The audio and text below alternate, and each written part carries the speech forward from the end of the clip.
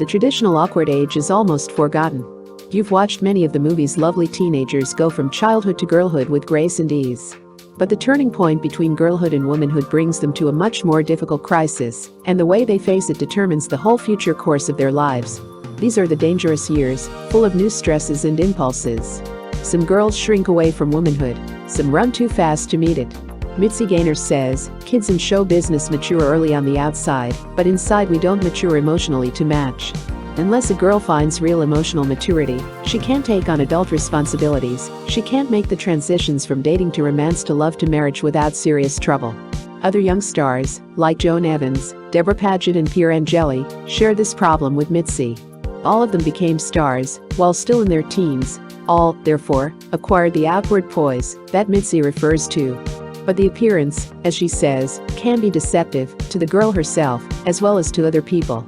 She may think she's grown up. She may impatiently loosen family ties, only to discover that she's too immature to handle more complicated relationships without heartbreaking mistakes. At 18, Joan is the youngest of this foursome, yet the only one who has married. This isn't so surprising when you remember her as a 14-year-old newcomer, already showing much more composure than the average 18-year-old. She explained then to the slightly overawed writer, "I was brought up mostly with adults." When her parents, screenwriters Dale and Catherine Unson, entertained the famous, little Joan was accepted as part of the group. Dale and Catherine, as Joan unaffectedly calls them, later trusted their teenage daughter to make many of her own decisions, training her to a self-reliance that finally boomeranged against them. No wonder Joan wasn't convinced when her parents advised her to wait until she was 21 before marrying. Because she'd had such a long head start, associating with grown-ups from childhood, learning early to reason problems out for herself, she probably felt that mentally she was 21, and she didn't want to wait 3 years for the calendar to catch up with her reckoning. So she and Kirby Weatherly went ahead and were married, with the satisfaction of hearing parental objections turned into blessings afterwards. But this marriage is still in its first year. There's no doubt that Joan is mentally mature. Emotional maturity, however, is something else again, and it remains to be seen whether Joan is really sufficiently grown up to be a successful wife. Mitzi Gaynor, of course, reached a totally different conclusion on the question of early marriage. There's no one answer to suit every case. Each girl must look for the one that's right for her own situation, her own personality. While Deborah Paget is a year older than Joan, her present attitude toward romance is in sharp contrast. Dates? She can take 'em or leave 'em. She has stepped out with Bob Wagner, but if her attitude has changed a little, it's hardly reached a pitch of enthusiasm. Here's a significant fact: unlike Joan, who is an only child, Deborah's the middle child among 5. Raised in this big companionable household, she always had playmates at hand. Show business is the family trade, and each child gravitated toward it happily. At the moment, Deborah's career is booming.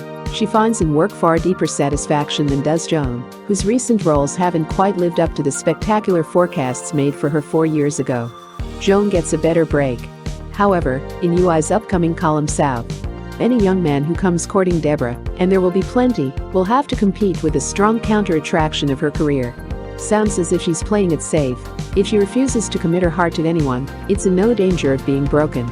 But this course only means other hazards in the future.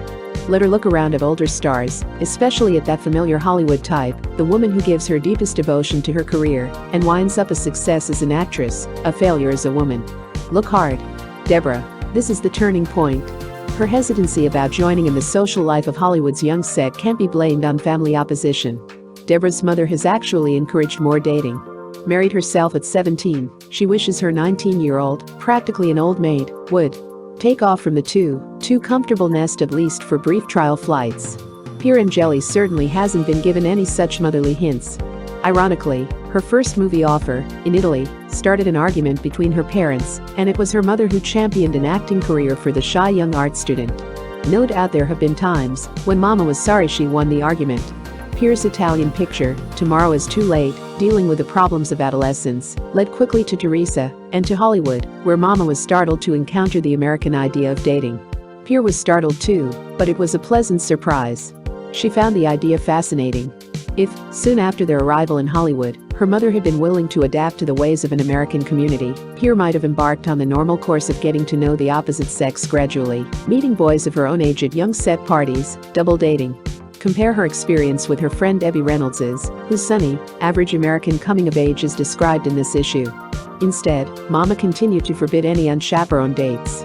This, naturally, made them twice as fascinating in Pier's eyes, and when she finally did break the ban, she did it handsomely, not merely dating nor going steady with another youngster, but becoming involved in a possible serious romance with 36-year-old Kirk Douglas. This turn of events was particularly unexpected because Pier, at 20, is the most youthful-looking of the four. Hollywood hasn't changed the naivety glowing in her face. Yet her work on the screen, as in the story of Three Loves, has shown greater maturity than the others. When she was only 16, director Fred Zinnemann said of her, "She's quite childlike at one moment, surprisingly mature the next. She has the emotions of a little girl, but a mind beyond her years by about a decade." Let's see, if we use Joan's method of reckoning, that makes Pier now 30, only 6 years younger than Kirk. Having a keen native intelligence, she might be more at ease in the company of an older man. But there's the same catch, and in Pier's case it's even more vital. At 16 she had, in Zinnemann's opinion, the emotions of a little girl. Protected through the years since then, how has she had the chance to develop emotionally? Is she, in this department, on a level with her sophisticated, once married, once divorced, much romanced beau? As we have seen, Mitzi Gaynor is strongly conscious of this problem, emotional maturity. Though her awareness sets her apart from the other three, it doesn't make her immune to the danger involved. Very often, a girl caught up in these exciting years sees a risk clearly and then can't resist taking it. Already 21, Mitzi is making the transition most abruptly and most spectacularly. The months since that important birthday have seen dramatic changes, accompanied by some pangs, in her career, her romantic life, her off-screen appearance. The girlish wardrobe has gone glamorous, with a new poise to match, no more ruffles, no more scuffs, no more ribbons holding back her hair. No more entrances with a breathless "oh what's new?" Drop in on Mitzi at home, and you may find her wearing a quilted black velvet skirt, a white sweater embroidered with black sequins, very high-heeled Dorsey pumps. But her familiar, refreshing frankness isn't lost. "I've even bought a girdle," she confides. "Me? I'd never owned a girdle in my entire life. And I have a new black cocktail dress that's built out over the hips, with a very hugging waist and a low neck. I've gone real slinky." Consider Mitzi's background, and you realize why she is rushing into womanhood so eagerly. Different as they may seem, she and Pier Angeli have something in common. "Actually," Mitzi says, "I've led a very sheltered life." That's a strange statement coming from a girl who has been a professional dancer since the age of 13. But Mitzi's preoccupation with her career sheltered her from the enlightening experiences of the average teenager as effectively as any stern parental supervision could have. Before she was even into her teens, Mitzi fell head over toes in love with the ballet, and the love affair lasted. "I didn't do anything but eat, sleep, and dream dancing," she remembers. "I slicked my hair back, and I walked with my toes turned out all the time, so nobody could possibly mistake the fact that I was a ballerina." Her schooling provided no contact with the everyday world outside show business. She went to Hollywood's Powers Professional High School, where most of her classmates also studied part-time, on a schedule allowing for jobs in the theater or movies. And she missed her high school graduation ceremonies because she was opening at the Philharmonic the same night in naughty Marietta. It was there that she met Richard Coyle. For 4 years, the crucial 4 years between 17 and 21, Mitzi was further shielded from the average girl's life. She had missed the woes and delights of puppy love. Now, instead of nursing a broken heart one day, and the next day losing it to a different boy, Mitzi was secure within a steady, gentle affection. She is grateful to Richard for his wisdom and his patience, waiting for me to grow up and know my own mind. For taking care of me, for always being there, when I first went into pictures. I could take my problems to him, knowing he'd help me work them out.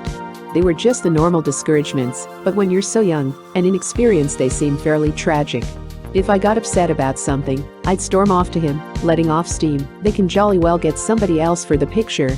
Then we'd go for a long drive, we'd eat a quart of ice cream, and Richard would talk to me. "You're in a business. You don't just walk away from a problem. Situations will come up you won't like. You'll meet people you won't like, but you can't just walk off and leave your job because of them." So I'd get over it, and the next day everything would be peaches and cream. When, after she turned 21, Mitzi suddenly broke her engagement to Richard, she was giving up a tender sort of security. Like Joan Evans' parents, Mitzi's mother had advised her all along to delay the marriage until she was 21, but Mitzi reached the final decision on her own. She was no longer the same girl who had fallen in love with Richard. Her mother had always understood the complexity of her nature. "There are many Mitzis," she says, "and the more complex the personality, the more it's likely to change with the years." So few people in the world really know themselves, Mitzi says thoughtfully. They too through life thinking they're one sort of person, when in reality they're another. The most important thing is to find out who you are and be that person. That's what I'm doing today. Now, at the age when character takes its true shape, Mitzi is trying to find herself, personally and professionally. And, in spite of her awareness, she isn't doing her exploring at a slow and cautious tempo. She has experimented with an offbeat, for her, role in the stage production, Juliana, doing that ultra-sexy dance. She's considering nightclub offers. 20th Century Fox has big plans for her to follow up her current Down Among the Sheltering Palms. Mitzi's prime movie ambition is to play Scarlett O'Hara in a musical version of Gone with the Wind. This project hasn't gone beyond the discussion stage, and it would call for a loan-out, anyhow. But MGM, which owns the rights, was flooded with fan mail approving Mitzi for the role after a columnist made the suggestion.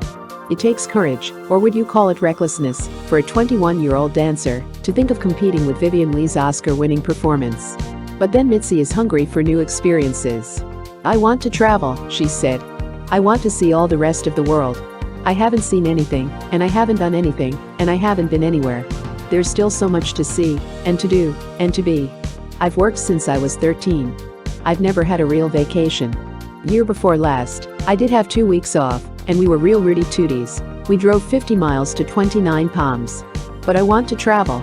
I'd like to make a picture in England, buy sandals in Rome, go to the opera in Milan. And Paris, all those wonderful places. I want to go to Monseigneur and be serenaded by dozens of violins." You can see which way Mitzi's mind is trending. When she pictures the fabulous Paris nightclub, she certainly doesn't imagine herself being serenaded all alone. In the field of romance too, she hasn't proceeded slowly. Very soon after the end of her engagement, her name began to be linked with that of a highly eligible producer. It happens, however, that she isn't the only one enjoying this distinction. Other Hollywood beauties have long been setting their caps for the same man. The situation promises nothing resembling the security that Mitzi gave up. Fresh from a girlhood that was, by her own admission, sheltered, is she equipped to withstand the storm of adult life? She is 21, but for her the dangerous years aren't really past. As the stories of Joan and Debra and Pier have proved, girls move toward maturity at varying paces. For some, the business of growing up takes a long time.